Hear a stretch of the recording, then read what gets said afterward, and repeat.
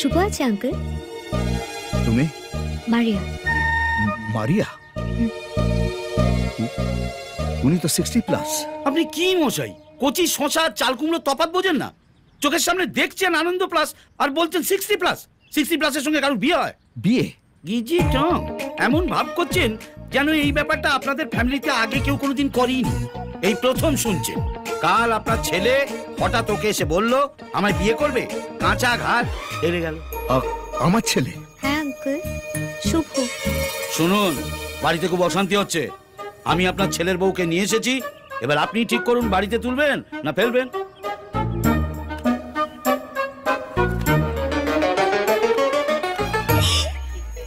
আর আমাদের কিচ্ছু করতে হবে না, এবার ওর বাবাই ওকে মেরে তক্তা করে দেবে।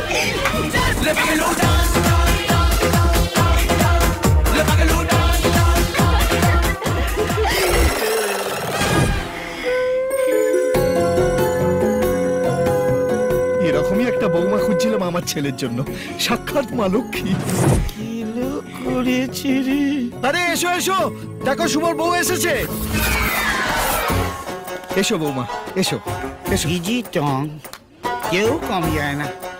ছেলে বলতা হলে বাপটা ভিমরুল।